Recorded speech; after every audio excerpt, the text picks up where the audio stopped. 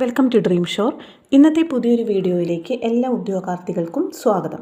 ഇന്നത്തെ വീഡിയോയിൽ നമ്മൾ ഡിസ്കസ് ചെയ്യുന്നത് ഡിവിഷണൽ അക്കൗണ്ടൻറ്റിൻ്റെ ക്ലാസ്സാണ്. അപ്പോൾ ഡിവിഷണൽ അക്കൗണ്ടൻറ്റിൻ്റെ ക്ലാസ്സിൽ നമ്മൾ ഡീറ്റെയിൽ ആയിട്ടുള്ള അക്കൗണ്ടിങ്ങിൻ്റെ സിലബസാണ് പഠിച്ചുകൊണ്ടിരിക്കുന്നത്. ഇന്നും നമ്മൾ അതുപോലെ തന്നെ മറ്റൊരു ടോപ്പിക്ക് അക്കൗണ്ടിങ്ങിനുള്ളത് പഠിക്കുകയാണ്.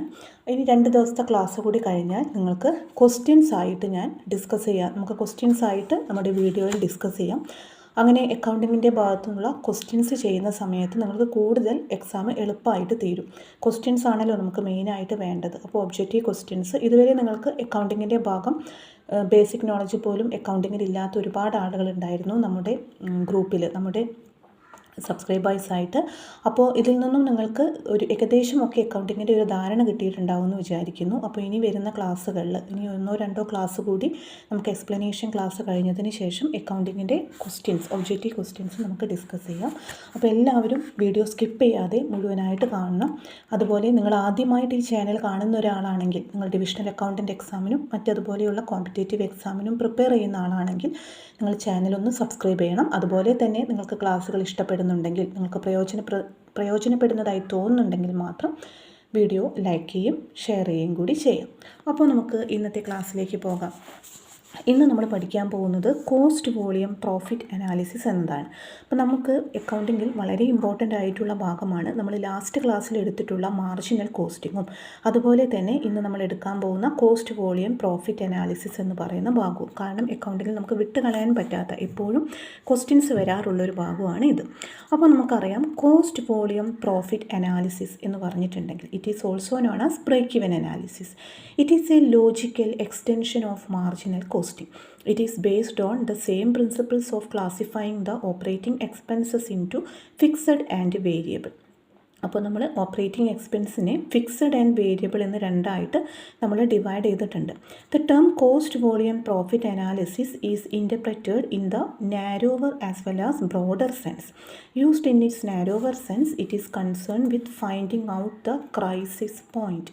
നാരോവർ സെൻസിൽ കോസ്റ്റ് വോളിയം പ്രോഫിറ്റ് അനാലിസിസ് എന്ന് പറഞ്ഞിട്ടുണ്ടെങ്കിൽ നമ്മൾ ക്രൈസിസ് പോയിൻ്റ് ഐഡൻറ്റിഫൈ ചെയ്യുക എന്നുള്ളതാണ്. അതായത് കോസ്റ്റ് വോളിയം പ്രോഫിറ്റ് പോയിൻ്റ് ആണ്. Level of activity when the total cost equal to total sales volume, അതിനെയാണ് നമ്മൾ കോസ്റ്റ് വോളിയം പ്രോഫിറ്റ് അനാലിസിസ് എന്നതുകൊണ്ട് ഉദ്ദേശിക്കുന്നത്. ഇറ്റ് ഹെൽപ്പ്, എന്തിനു വേണ്ടിയിട്ടാണ് ഹെൽപ്പ് ചെയ്യുന്നത്? എന്തിനു വേണ്ടിയിട്ടാണ് കോസ്റ്റ് വോളിയം പ്രോഫിറ്റ് ഹെൽപ്പ് ചെയ്യുന്നത്?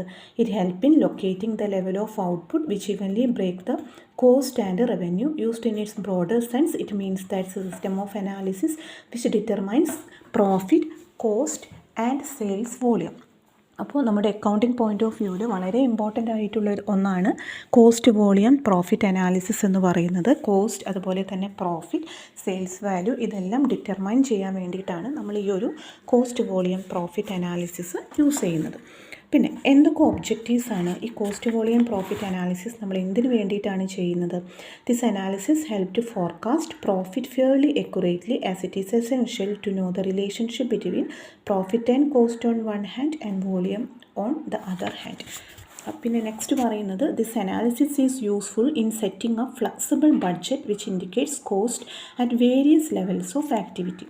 വേരിയസ് ലെവൽസ് ഓഫ് ആക്ടിവിറ്റിയിൽ നമുക്ക് എത്ര കോസ്റ്റ് ആകുന്നു എന്നുള്ളത് ഐഡൻറ്റിഫൈ ചെയ്യാൻ പറ്റും. Then this analysis assists in evaluation of performance for the purpose of control.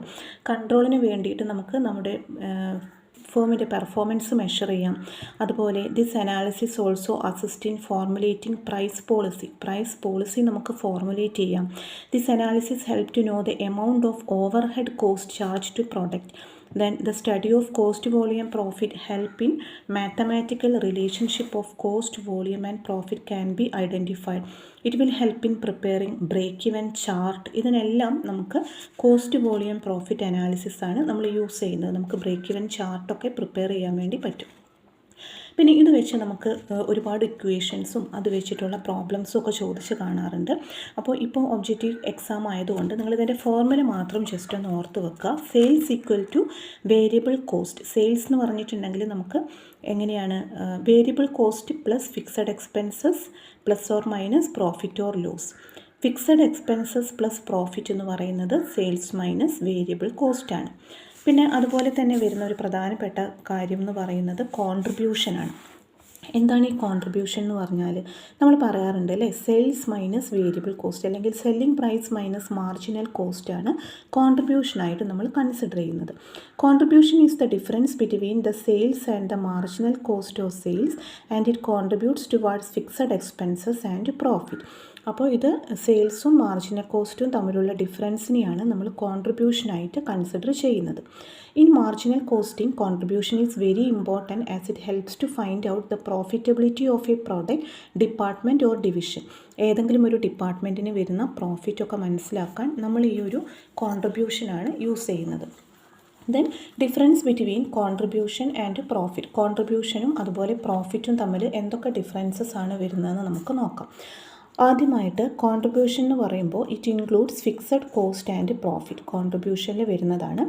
Profit എന്ന് പറയുമ്പം it does not include fixed cost. കോൺട്രിബ്യൂഷനിൽ ഫിക്സഡ് കോസ്റ്റും പ്രോഫിറ്റും ഇൻക്ലൂഡഡ് ആണ്. Contribution based on marginal cost concept. Marginal cost കോൺസെപ്റ്റിലാണ് contribution വരുന്നത്. Profit based on common man concept. Contribution above break even point contributes to profit. Break even പോയിൻറ്റിൻ്റെ above വരുമ്പോഴാണ് profit arise ചെയ്യുന്നത്.